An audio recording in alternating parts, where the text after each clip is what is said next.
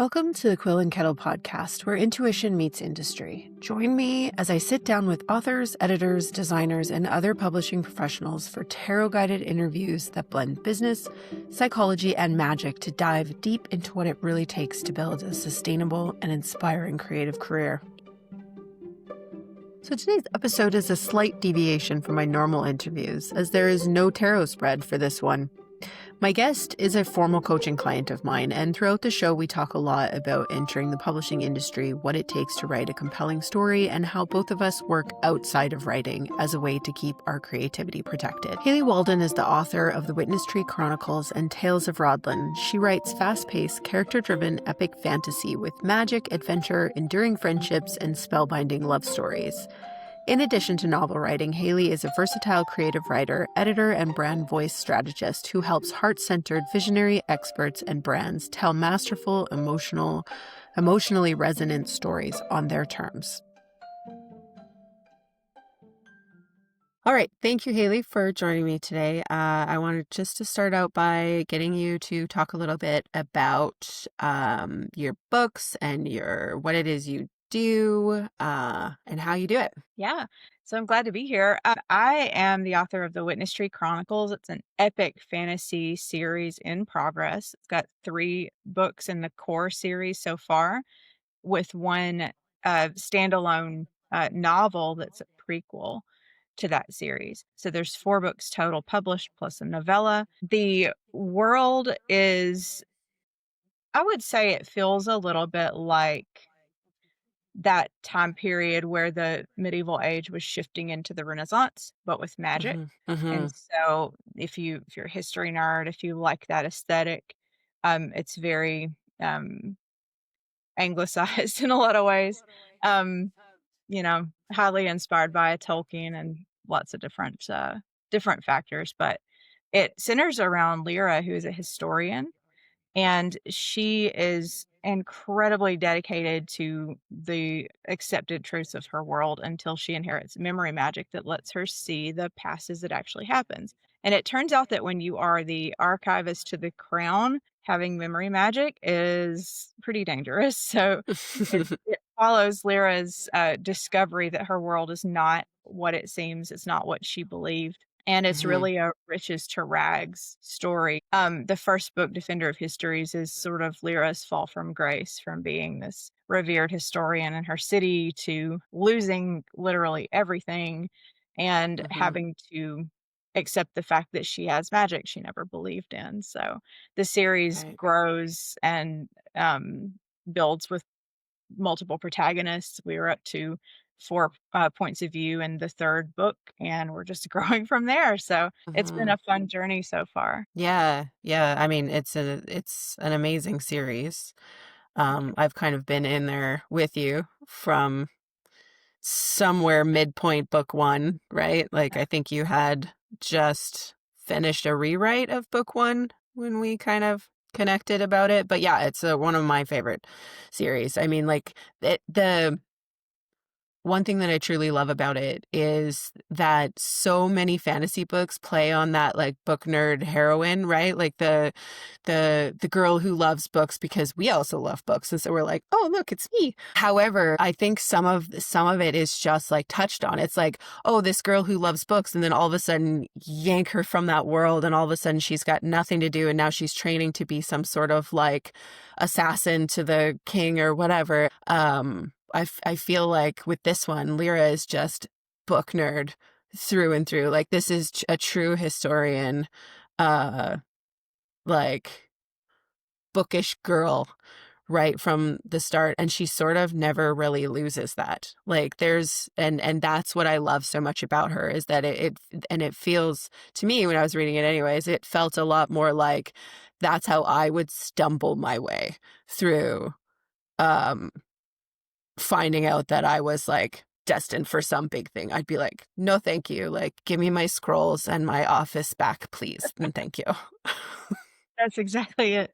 She wants nothing more through the whole series. She wants nothing more than to have her books and be left alone. And, Yeah. she's sort of dragged through these horrible circumstances that, you know, there's a wish fulfillment thing that we have as readers, right? Like, what would it be like to get magic? That would be so amazing. In her case, it is Hmm. not amazing. It No, I don't really think in a lot of cases it is.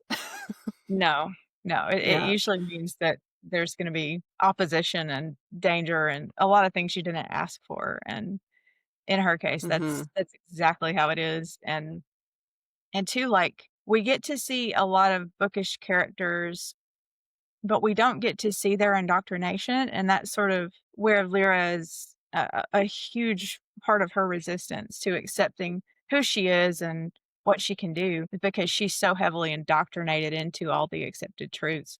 I wrote this tagline for Defender of Histories like, pretty far after the fact, after it was released, but when truth threatens power, the victor controls the pen, and Hmm. so it's this idea of, like, the victors rewrite history, and it's always been fascinating to me, this idea of revisionist history and what's actually true and who sanctioned this and who approved this, and why are these things the things that we're taught growing up? And a lot of times you can look back and maybe you find out that something that you thought you knew your entire life was a lie, but it was repeated by rote and you repeated it, never questioning it. And that's sort of the situation that she's in, is that Hmm. she has just fully dedicated herself to learning all these things about this, city state that she's worked her way up into the nobility and she's got her life mapped out and Hmm.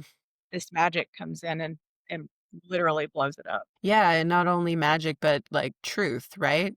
Yeah. And sometimes holding that truth, like there are there are real world examples of that stuff happening too, right? Even in our respective countries and like history that's been sort of not fully divulged in Yeah. in its entirety to the people. And so this I found that your series was quite timely but also very approachable, very like you can get in there and you can read it and you can understand the concepts and understand how they might relate to the real world, but there's no heavy-handedness in it. It's very much like Lyra centered on her and her story and her kind of cohort, her fellowship, if you will. Um, and they all are very human. They have very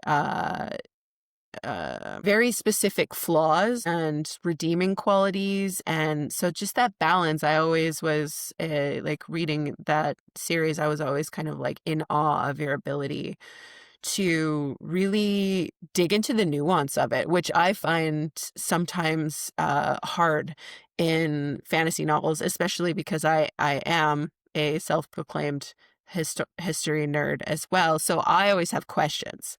And I found like when I was reading your book and I'm like, yeah, but what about, what about this? And then like 2 pages later, you're like, and this. And I'm like, oh, okay, cool. Okay. Keeping, now I understand it. Right. So like really building that world out to the point where it feels completely real. Like, do you have any sort of background in political science or any of that kind of stuff?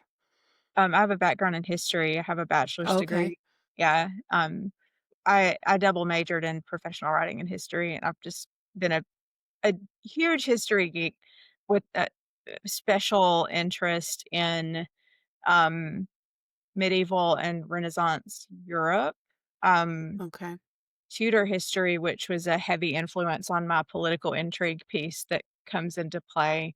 Henry VIII specifically, reading about his wives and kind of going down that rabbit hole when I was in college. And then also the Romanovs, which is it's like this little Mm, random slice of Russian history too. yeah. But the royalty system is inspired by the autocracy, like Nicholas II, and sort of how that was laid out. So rather than Okay. being like like a lot of the kingdoms in fantasy, um, historically have kind of been based on, like the classic British king and queen kind of system. This Hmm. this is a little more like this is an autocrat instead of a king. And there's some nuance to that. I don't have to get into that Mhm.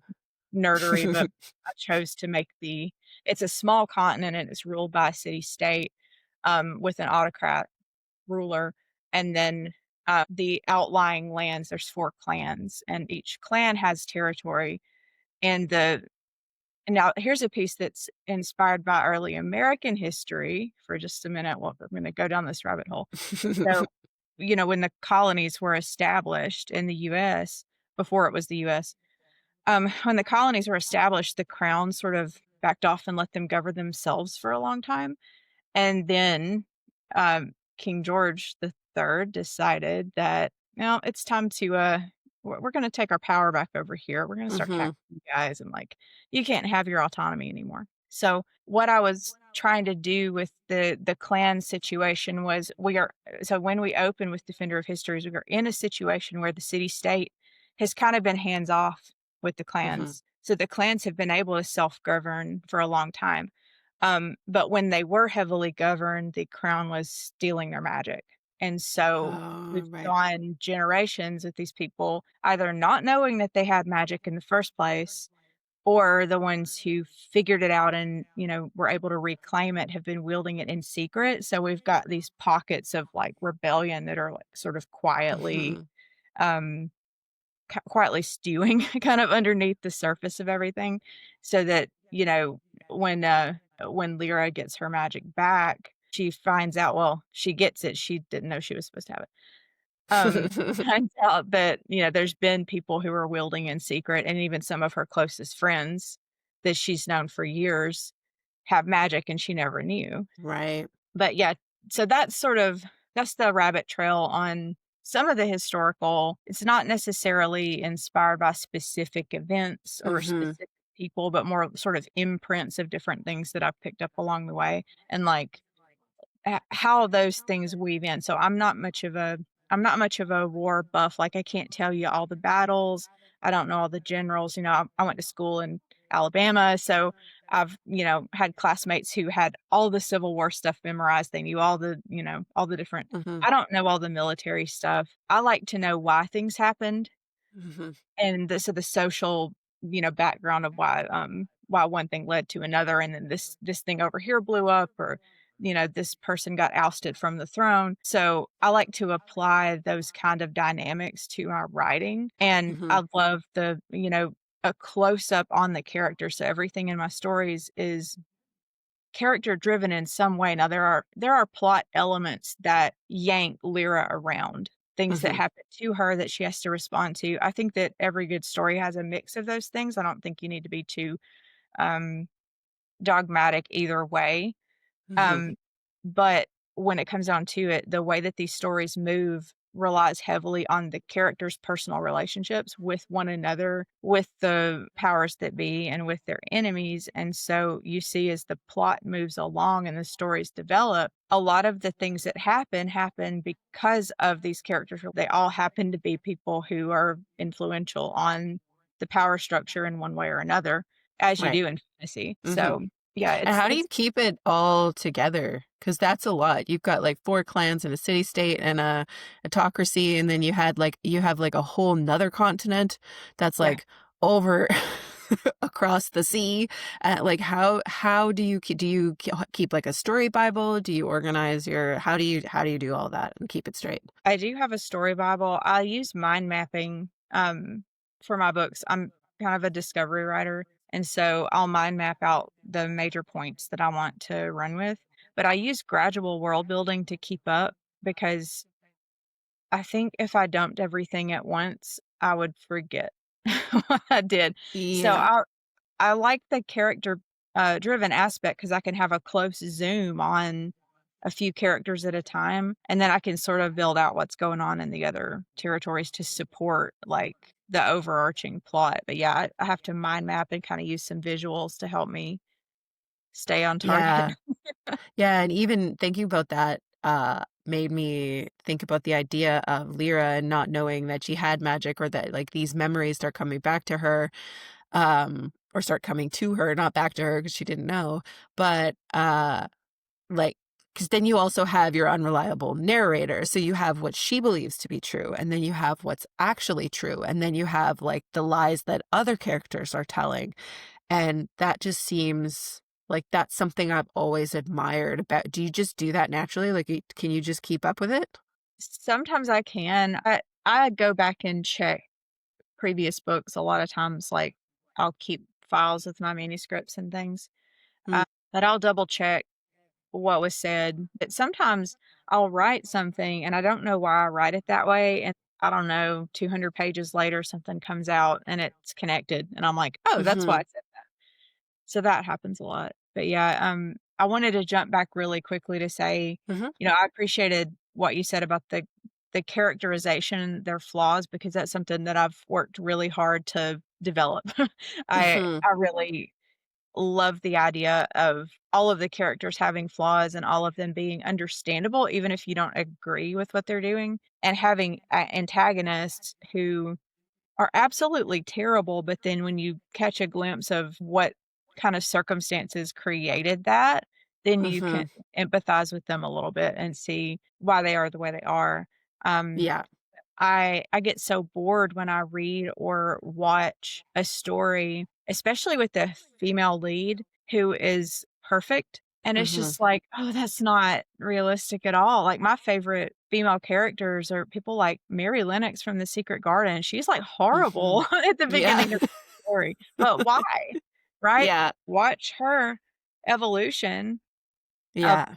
learning what it means to have relationships with people and feel love and joy and all these things that she's, a completely neglected child, right? Mm-hmm, At the beginning, so she doesn't know how to relate to anybody. So in the same way, like Lyra is stubborn. She's a mm-hmm, little bit spoiled, even though she works hard for what she has. She's mm-hmm, also always had things go her way up to a point. The biggest tragedy in her life, up before Defender began, was that she lost her father. But even in the wake of that, she's still able to achieve everything that she wants, and she's on this trajectory to building mm-hmm, this life, right? And then you've got, the young king, Araman, who plays a huge role in the first book, alongside Lyra, where he wants to, right the wrongs of his forefathers who stole all this magic, but mm-hmm, he's keeping secrets too.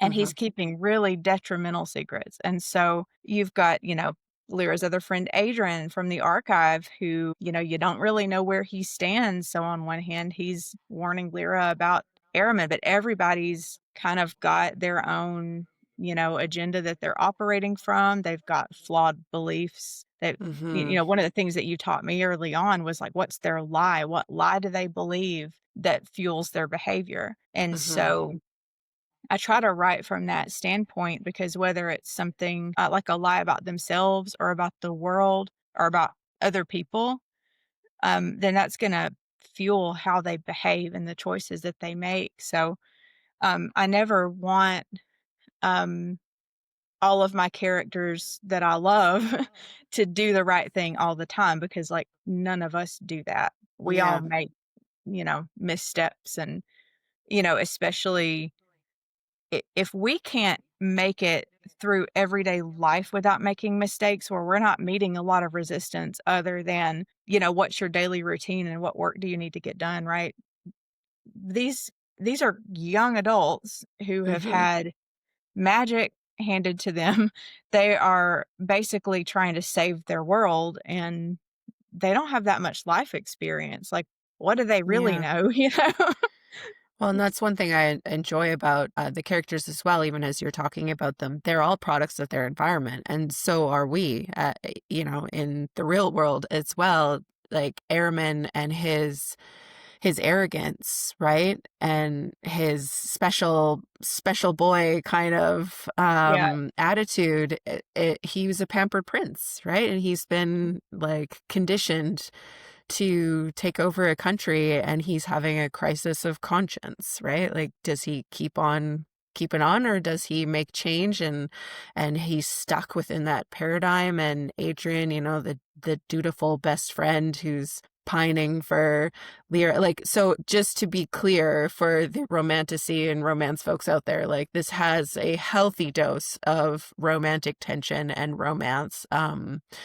Like it in and so there's definitely all of those threads going on as well. But like sometimes as I was reading the book, you know, Adrian and there were some moments where I was like, you dummy, like you didn't, why are you mad about this? Like you never told her, right? Like you're just sitting over here pining like sad boy in the corner, like what, right? And so just those kinds of like those moments where I found with most of the characters, I think there's only one character in the series that I like truly don't like, and haven't right from the beginning. But I also understand where like why it's all happening. But the others, like the core group, there's this flux of emotions about them, right? Where you're reading and you're like, okay, Lyra, like I really want you to succeed in this, and then you're like, you idiot, why did you do that? And you're like, I really don't like you right now. Like, you need to sit in the corner and think about what you did. And I'm going to move over to like, you know, oh, what's her name? Oda? Yeah. Yeah, she's one of my favorite characters. But like, so I'm just going to go with her because she's like warrior woman, right? Like, we're just going to do our girl power over there while you figure your shit out. Pardon my language. And, yeah, so like that kind of roller coaster of emotions through a story, I think is something that, um, that really shines through with the idea of it being character driven. If it was all political intrigue and all like socioeconomic and uh, anthropological kind of stuff, then, you know, might feel a little bit dry. I feel like this series has just such a good blend of that old school fantasy.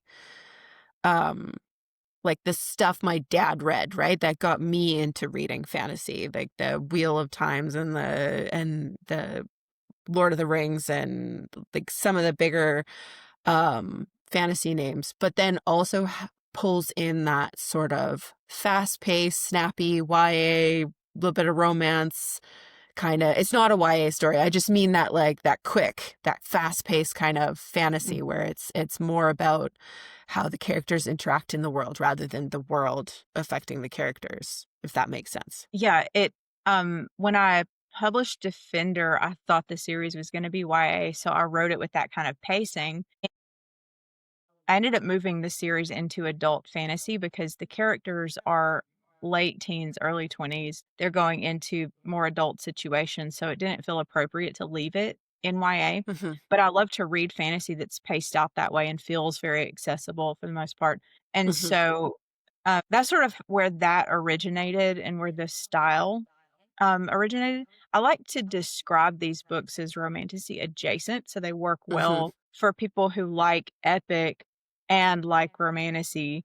Um, they don't necessarily fit the conventions of romantasy in all the ways, so I don't necessarily fully align with that. But I've pulled in readers from all different backgrounds. I've got readers who are, you know, men my dad's age. I Mm-hmm. have, you know, people in their 20s. It's kind of, you know, pretty wide range. So it's been interesting to kind of watch that unfold Mm-hmm. and to really just, you know, play in that world and build it out. And, you know, one of the things that I have been inspired by in recent years, especially, you know, you're talking about getting angry with the characters and you're like, why are Mm-hmm. you doing this or whatever. I love The Last Kingdom Mm. and Poldark. So Ross Poldark and Uhtred of Bebbanburg are both infuriating. They are Ah, absolutely infuriating. And you also can't help but love them and root for them, right. even though they do things that you were like, "What were you thinking?" So, that's, that's been a something I wanted to play with along the way with these characters too, because, you know, like I said, under that kind of pressure, under the kind of circumstances that they're in, there is absolutely no way that you're gonna sail through this thing with flying colors at all. Mhm. You know, you're gonna get scared, you're gonna make decisions that are absolutely terrible. You're gonna be Mhm. self-centered sometimes, and to your point, you know, Araman, one of the things that I did with him was, you know, Lyra's unreliable narration presents him as this warm, compassionate, charismatic leader, and Mhm. then you get a peek behind the curtain, and you really start to see the hubris that fuels a lot of what he does. He's, Mhm. you know, each in their own way, they both, you know, kind of had what they wanted in a lot of ways in life. Yeah. Um, you find out that they're maybe more alike than what you originally think, which makes their relationship very interesting. But Yeah. yeah, it's been fun to play with that for sure. Yeah, I think that phrase, like, when people say "the audacity," I feel like that's kinda Ehrman's phrase. It is. It is, Like, and unfortunately, he doubles down yeah. for Well, for as quite a as while. one would if you were raised as a royal, right? Like, "What do you mean I can't just do whatever I want? Like, my hand is out. Please give me the thing I've asked for." Exactly, exactly.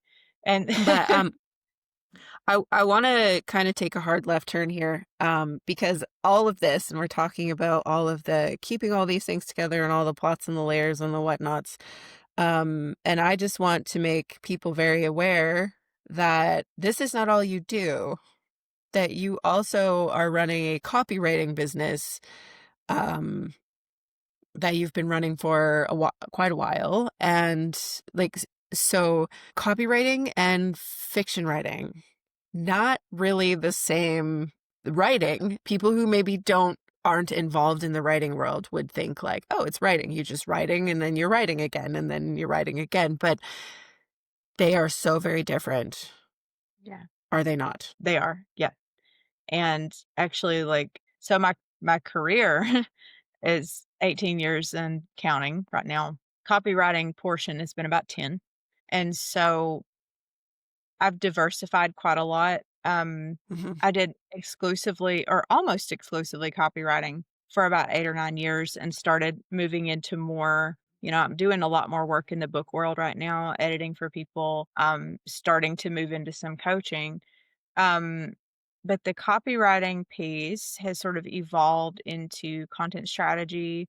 So living in that digital marketing world. And so as a little bit of background, when I went to college, I decided I wanted to be an English major, but it was the professional writing option. So they mm, trained us in multiple different writing styles, pretty much everything but marketing. I mean, I went through journalism training, technical editing and writing, business comms, like lots of different things. So marketing was not on the radar until I started learning that I could, you know, work as a VA and work remotely. And I had mhm, 2 really young kids at the time, when I started this in 2012, so, um, I have always been a natural mimic, and so when I got thrown into copywriting from a VA position, I was working for an agency and was tasked with ghostwriting marketing content for I mean, there were some big name authors at the time, some of whom I still work with,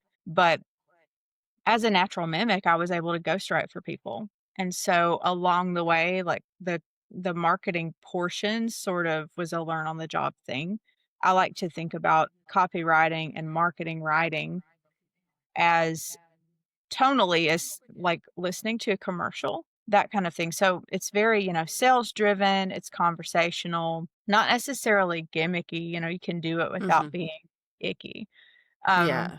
but, you know, if you see people's websites, if you see, you know, the sales pages for their products, the emails that you get from different brands, what else? Blog posts, all those things. Mhm.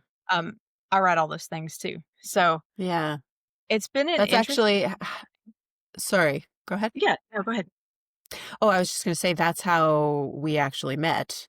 Yeah. Was when I got into coaching and I was shifting my graphic design business more into a brand coaching for Mhm. authors. And I posted something on Facebook back in the day when I was on social media, and someone had recommended you. I think you made a comment, and what was it that I was like,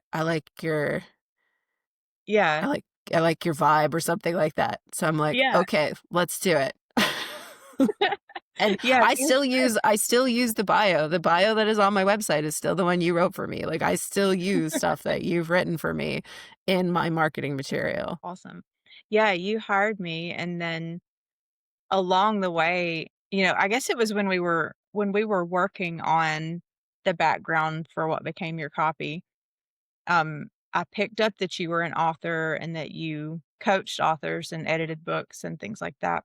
And that was maybe 2 years before I got really serious about publishing. Mhm. That was like 2017, I think. So 2019 I was already working on Defender between 16 and 17. It took me 4 years to finish it.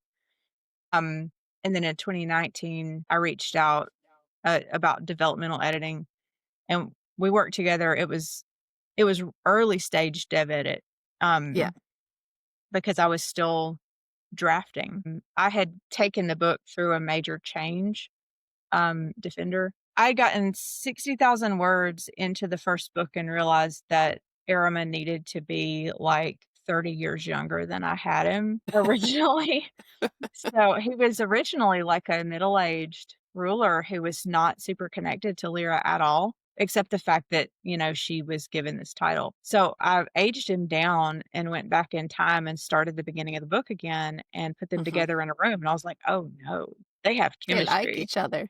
This is about to totally, blow my whole manuscript. So I got I got a decent way through the revision. And I think that's about, when we started working together because I knew I was gonna need somebody to help me stay on track or I was never gonna finish this book. Mhm. And a lot of that, as a creative running a business that is unrelated to the books, and so I'm bootstrapping everything, right? Yeah.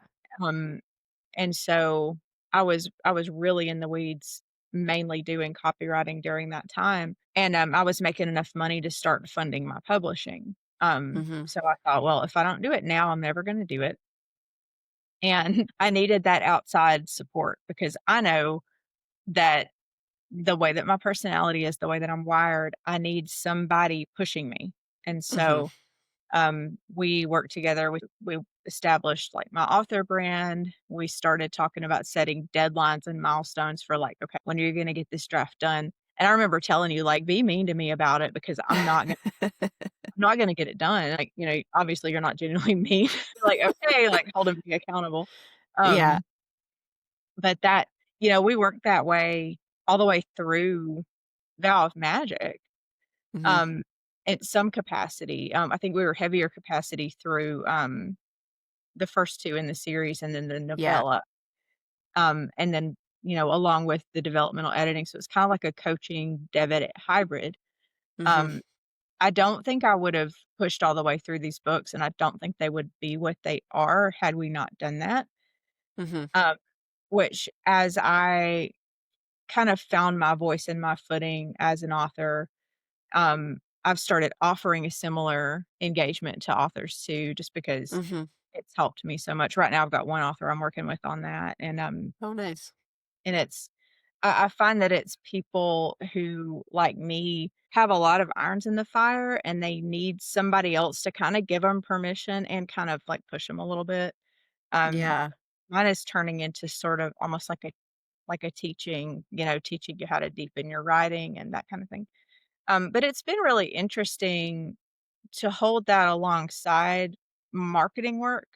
Mhm. As an author, you have to know how to market, so I feel like, that's an advantage to me that I've got those skills on Mhm. that side as far as the content creation goes. On the other hand, there's a bit of compartmentalizing the pieces of myself that, like, this is my author self over here, and then here's my, marketer self over here. Oh, Mhm. no, I've gotta figure out how to, like, build and promote both brands, right? And I've enlisted some help with my marketing now, on the author side just because there's only so much time to do all the things. Yeah. But, for me, like, shifting styles is not really a problem for me, but that's because from the very beginning, I built this skill set of being able to shift in and out of different writing styles.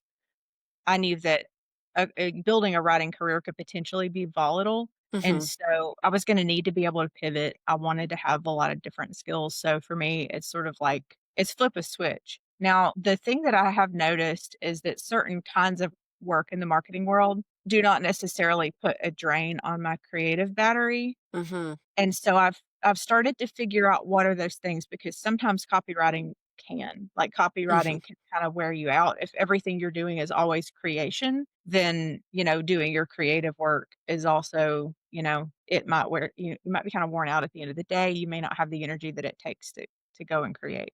Yeah, And that's s something I'd like to just like linger on that for a second. Because with myself, I was teaching a couple years ago. I started teaching dance classes again, Mhm, and while I was teaching dance, I didn't write a single word because I couldn't.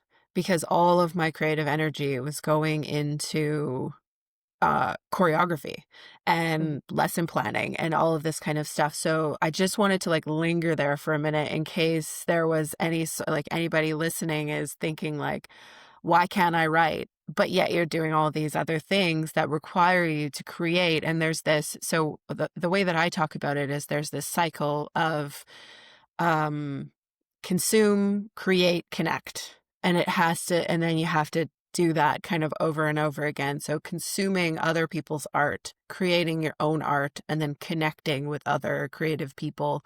And those are sort of the like three, that like cyclical way to sort of keep that tank going.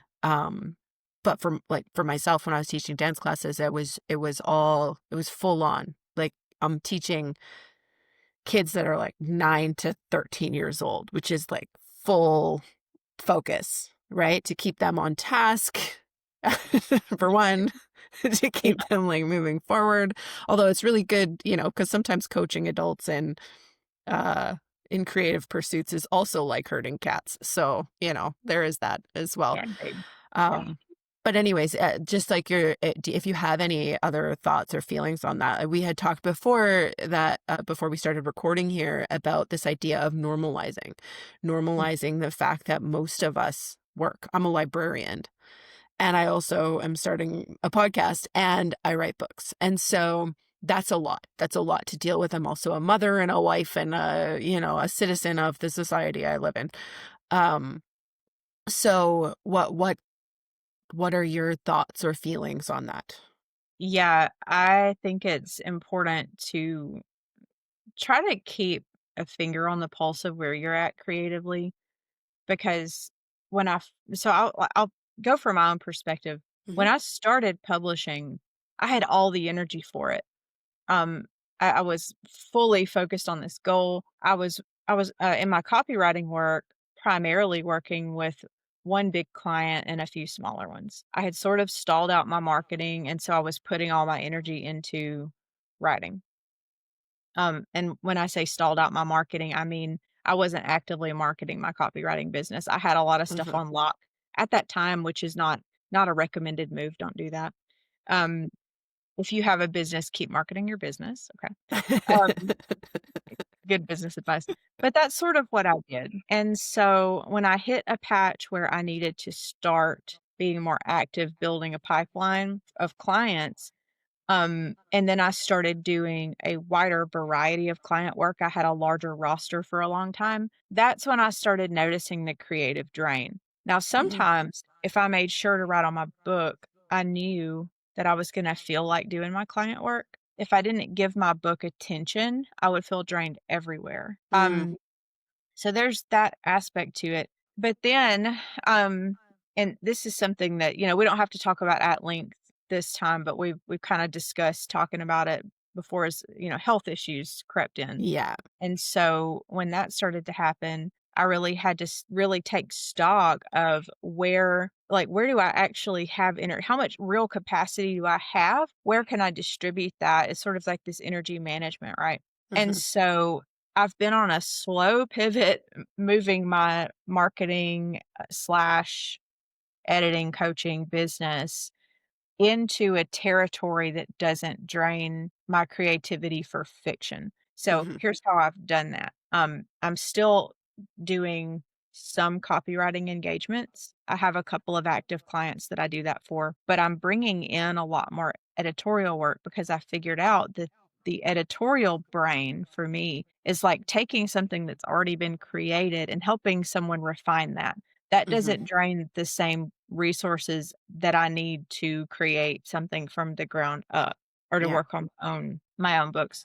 So what I've done is focused primarily on working with nonfiction authors in a developmental editing capacity. So they come Huh. to me with their manuscript or their ideas. We build on their foundation. It preserves my energy so that I can go be creative with my own writing. And for that reason, I'm very careful about what fiction assignments I take on. I don't take on many fiction authors at all. It's very selective on a case by case basis, specifically to protect my creative energy for my Yeah. fiction. And I Mhm. figured out that I had to do that, I had to set that boundary because when you're starting something new, you feel like depending on how you're wired, you have all this burst of energy and you're excited about Mhm. everything, you're doing all the things, but at some point you're gonna hit a wall and you're gonna go, "Oh, like, I actually have to manage this, like, I'm gonna have to have Yeah. boundaries." So, this evolution of my business has been largely in part to, burnout, to, you know, um draining my creative reserves Mhm. into the red all the time and having to pull back and go, "Okay, what how can I use my skills to help people, to keep my business lucrative, and to be able to continue being an author?" Right? Mhm. Yeah, and that I mean, I'm all about the slowing down, obviously. That's always something that is important to me is like I wouldn't say like I reject hustle culture. I know that when you're getting something going, you have to be willing, right? Like you got to be willing to go after it. But in the long run, I don't feel like that's a sustainable business model. And I mean, you touched on health issues and balancing these two businesses and protecting and setting boundaries. Like these are all words I love. So, so I just wanted to highlight that idea of pulling back on things, taking on less client, obviously managing your day to day and your family life and responsibilities and stuff like that, because that is something that's important to me as well is making sure that um nothing comes across as prescriptive. Like this is what you have to do to build a successful business. We don't all have the same resources. We don't all have the same number of spoons, as you will. Uh and so what was your process through that idea of slowing down, of pivoting? Because you said I did this slow pivot. So like I love that. What did that look like for you? So, slow pivot has looked like being really intentional about what the changes are going to be and not running headlong into, like I'm not dropping all my copywriting work, leaving myself with nothing and trying to pursue something different. The Mhm. slowness has been, these are my clients that I love to work with. We're going to hold steady with these. And Mhm. then we're going to start talking about editing on social. We're going to start reaching out to people that may have connections and may know of someone who needs to know me, right? Mhm. Um, it looks like starting to talk about the strategic pieces of the copywriting work that I've done over the years because, as you know, we know so much more than we give ourselves credit for, and Yeah. we don't always extract those things. So it's really stepping back, it's taking a look at, what can I pull out of my past experience? Maybe I was just hired for copywriting for this job over here, but actually there was content strategy that went into this. So let's start talking about how that worked. So it's Mhm. having conversations. It's, I have a love-hate relationship with social media. I kind of wish that I didn't need it because I feel like it steals my energy from like, how many different platforms am I on? So like every platform, there's a stream that goes into that. Yeah. And it makes me feel very fragmented and kind of, but at the same Mhm. time, it's one way to talk about what I do. It's a way to have people, who need me find me. It's a way, Facebook, which I don't use, pages on Facebook very much. I don't find them very effective, but I have a pretty big network on Facebook of people that I've met over the past, I don't know, 20 years, however Mhm. long I've had it. But there's a huge business community there. There's people there who Yeah. might know that I'm an author, but maybe they don't remember that I'm still doing this other stuff over here. So it's constantly putting out information to remind people what you do. It's, I've worked with coaches. I'm working one on one with a coach right now who has sort of held space for me and helped me as I've been pivoting and just encouraged me to keep talking about it. I hate repetition. I hate feeling like I'm repeating myself. But the nature Mhm. of social media is that only a tiny percentage of people are going to see what you post when you put it Yeah. out there. So you have to keep repeating yourself. And Mhm. so the slowness of it for me has been, you know, how long it takes the change to stick for people, the amount of time it takes to build relationships and to find the people who need that kind of work while also holding in that, these are my copywriting clients, and then sometimes um, continuing to take jobs in that space while I build this Mhm. other thing over here. Right. So yeah, it just I would say that the slowness is partly the process and all the moving parts, and then partly just putting intentionality behind it and really trying to decide, okay, based on how I'm wired, what I know about myself, what I want and what I need moving forward, because the way that I worked in the past was unsustainable and made me incredibly sick. Mhm. How am I going to build this in a way that I can sustain it and thrive and continue, a lot of us who are newer indies, we're still funding our publishing with the work that we do. At Mhm. some point, you hope that your investment's going to catch up and that the books are going to totally pay for themselves from now on. Right now, I don't have a completed series, so I know, Mhm. I can't quite expect that yet. And so it's patience. It's building something that will continue to sustain the things that I love. It's going to sustain my family. Mhm. And then just moving forward from there. But, um, I find that the early years of my business, really almost the first 10 years of my business were based more on reactivity than response or Right. creating a situation or a flow or a pipeline that I could respond to. Instead, Mhm. it was reacting to outer circumstances and, "Oh, no, how am I gonna get the next client?" You know? Yeah. Yeah, I do feel like that translates a lot into the writer space as well. After I had my daughter, I decided I was going to, like when she was in daycare, I decided that I was going to try to make a go of it. I was going to I'm going full on because I was completely, this was 10 years ago, and I was completely indoctrinated into this idea of I should be a full-time writer, right? Like that you're not a quote unquote real author unless you can sustain yourself financially on your books, right? And this was also, I mean, you'll remember this was the golden age of self-publishing. Everybody was just like putting books out there and all of a sudden just getting all these kinds of success and that's all you saw on social media because that was all the highlight reels, right?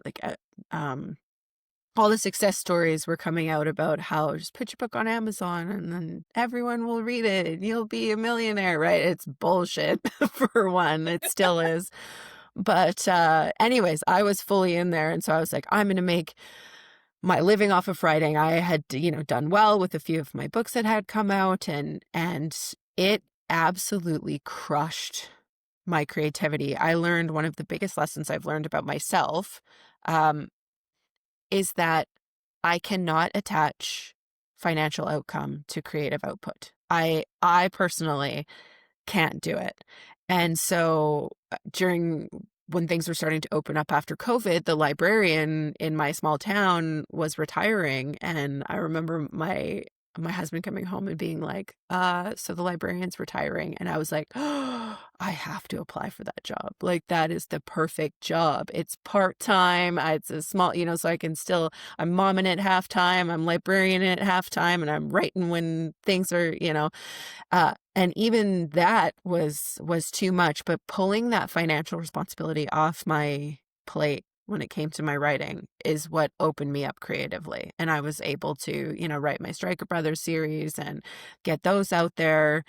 Um, but just like really kind of sitting with your own circumstances and figuring out like, what do I need? What do I need to make this something that isn't going to drain my creativity? Like you were saying about taking on nonfiction authors and being very selective about fiction, because that would drain your creativity. For me, attaching that financial obligation to my writing was what was crushing my creativity. That and a plethora of other things. But so finding those different things, I'm not sure it like, do you have any ideas or rituals or processes or things to get people thinking about if they're feeling very overwhelmed about balancing their work and their writing and they're feeling creatively drained? Like, do you have any thoughts on how somebody might be able to start that process of untangling? Yeah. So there's a couple of different things that I've done. Um, and they're things that some of them I'm actively working through. I resonate with what you said about putting a financial obligation on the books because I've found that the most discouraged that I've become in the processes has been when I was really pining after that author life. And Mm-hmm. the truth is, if you're an author, you've got an author life, whether you write books full time or not. And Yeah. so, like, just that's a paradigm, right? Yeah. So it doesn't have to look any one way. It could look a lot of different ways.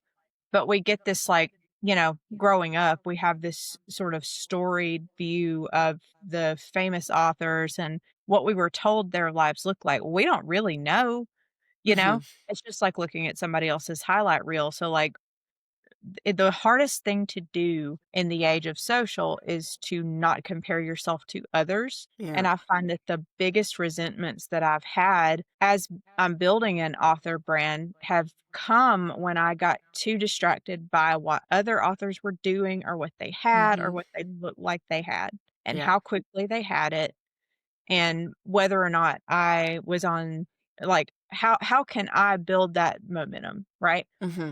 The truth is, like, each of us has our own momentum to build, and it's gonna be different for everybody, Mm-hmm. and if you're holding really tightly to a specific vision of how you want it to look, it can be difficult to accept when things turn out a little bit differently. Yeah. Shortly before I started writing my fiction was when I really started opening up to the idea of doing mindset work, and so I tried to apply that to my fiction and try to, like, really hold this idea of, like, well, maybe I can manifest a specific outcome. Mm-hmm. And I've got an evolving belief on what manifestation is, so I won't go Mm-hmm. into all that at this time.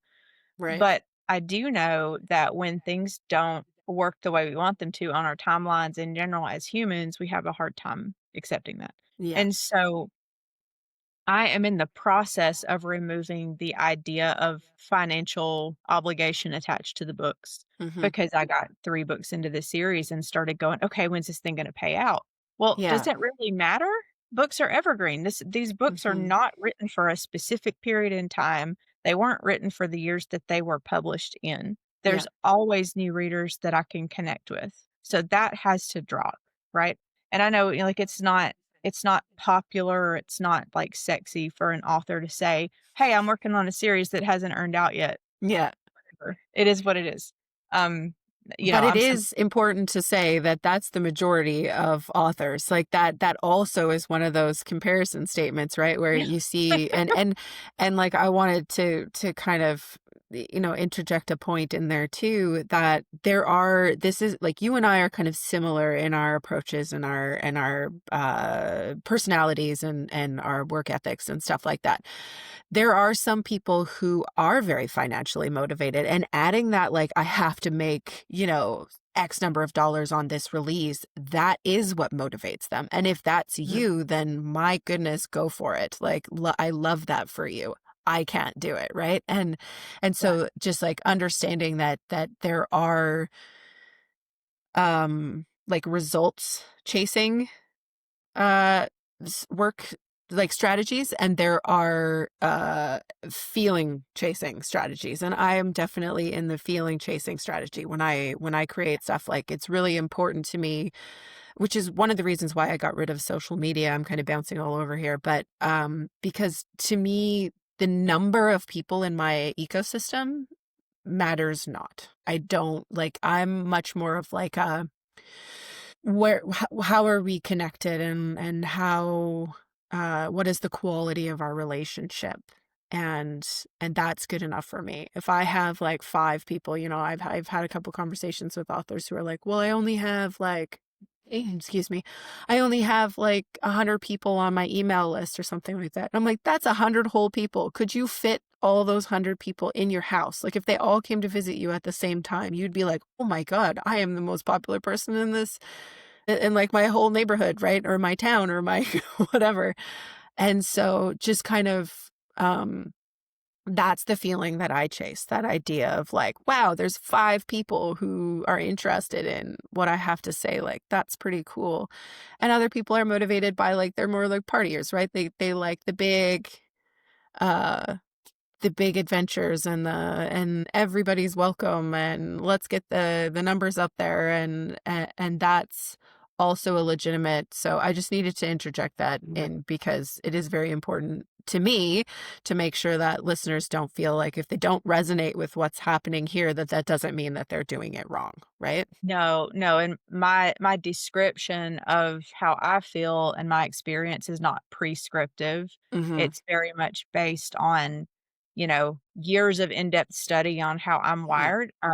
I was, very out of touch with my natural wiring, and in my mid-30s, I actually had a mentor to tune me into that. She said, "You fight harder against your natural wiring than anybody I've ever met." And I was like, "What Hmm. do you mean?" And it has taken me years to unravel that. So Right. my how I experience and how I approach this is very, very subjective. It's based on me, and, Mhm. working with you was one of the things that sort of gave me permission to do things however I needed to do them, and Mhm. not like, "Okay, it has to look like this, it has to be these steps." There's different programs and different offers and different kinds of guidance out there because different people are gonna resonate with all those things. Mhm. So, you're talking about learning to balance. I've done parts work before to help me because I had so split my copywriter self from my author self that I needed help reintegrating that Mhm. because I began to resent my business because I wasn't getting to do authoring the way Right. I wanted to or the way I presented. So I was actually on a creative podcast, I guess it was about a year ago, and I was talking to the host about like it's important to keep up creative work so we don't resent Mhm. our other business or our day job or whatever you have.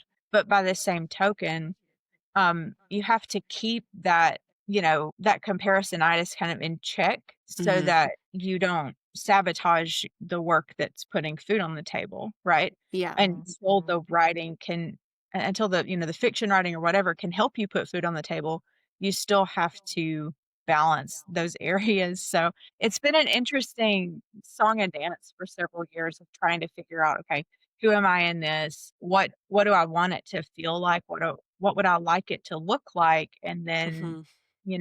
taking a dose of what is the reality right now? Because that Mhm. can shift at any time. But in order to stay creative, there has to be a balance because if you start building that resentment toward what you wish you had or how you wish that things looked, it's going to make it really hard for you to get in a flow state and create your best work. Like one of the things Mhm. we talked about early on in coaching was ideally you want every book to come out better than the last one.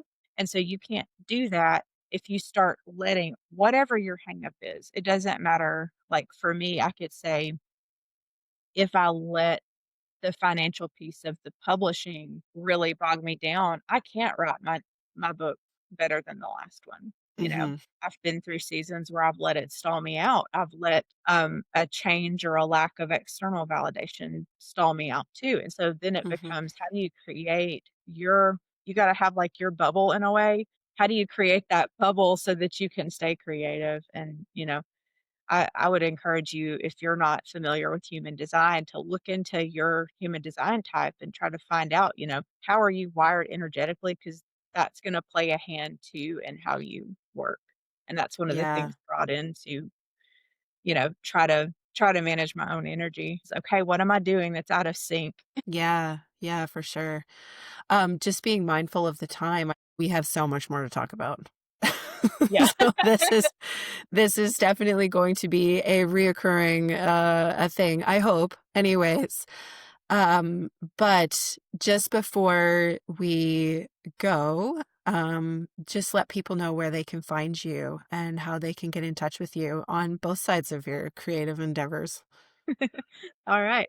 So all of my author stuff is at authorhaleywalden.com. My handle is at author Haley Walden across all the socials. I'm on Instagram, TikTok, all the places. And then I'm just haleywalden.com for my business with my, services for authors and brands. So I call myself a story consultant for books and brands. Oh, that's awesome. All right. Well, thanks for joining me today, Haley. Thank you. And we'll do this again. Yes. Thank you for listening to the Quill and Kettle podcast. If you have found inspiration in this conversation, please share it with a friend or leave a review wherever you are listening.